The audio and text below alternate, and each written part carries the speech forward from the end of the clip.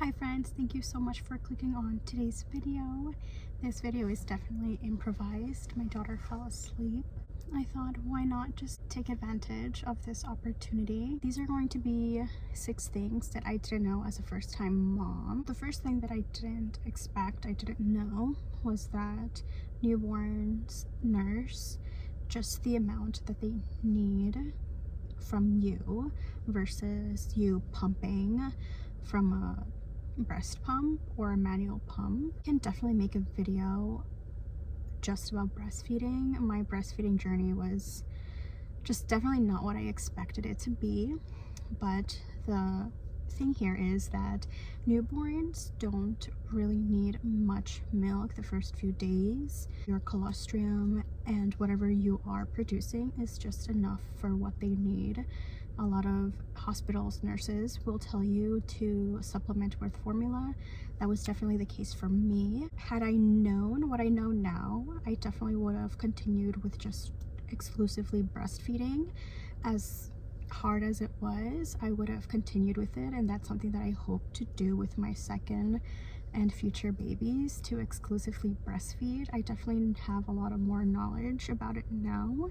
The second thing is that I didn't realize how swollen I was going to be. I obviously have seen videos and photos of women that just have given birth. They're swollen from their stomach. Your uterus is still very swollen, and it doesn't take a couple days, weeks for it to go down. But I had a C-section, and I did not expect for my legs and feet to be so swollen. I think that was the hardest part from my recovery.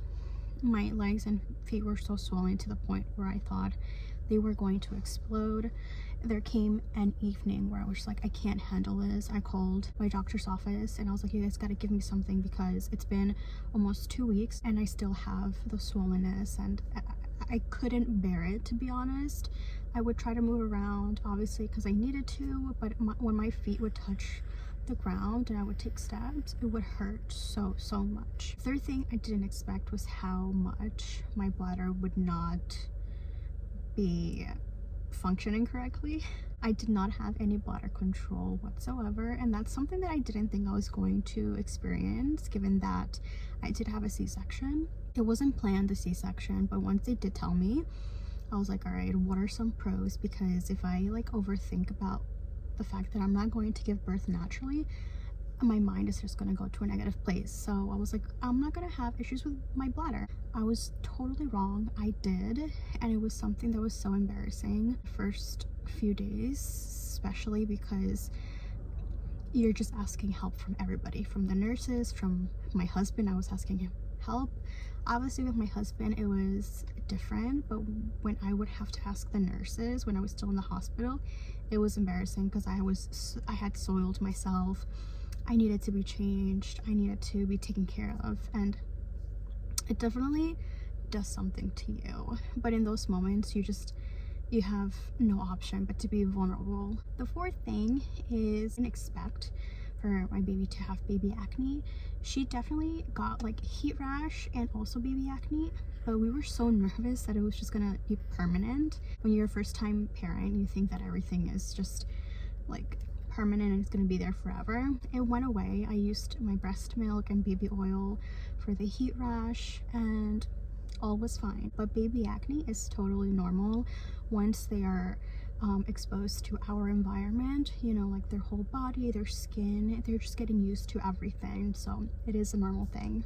The fifth thing is that newborn sleep is so inconsistent, and although they do sleep practically almost the whole day, it's still so inconsistent. And I'm not going to say that there's no point in having a routine for them, but they definitely need to sleep during this time, and sleep is good for them. So it is recommended that they start a bedtime routine or some sort of sleeping routine or schedule in general around the 4th month mark, which is I think when they get their first sleep regression, if I'm not mistaken and I'm not lacking memory. But sleep for us specifically, it's still very rocky. We still don't have a consistent schedule, but I like to think and I like to remind myself that My daughter's not going to be this young forever. She's currently 14 months, and there will be a night where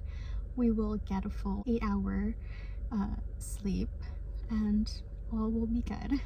The last thing that I didn't expect was for newborns to have such underdeveloped digestive system. We were so worried about that as well, and our pediatrician was like, don't be afraid to like move her legs, you know, do some bicycle kicks, move her body, like do not be afraid. And we were definitely afraid, but babies are so much stronger than what we think that they are.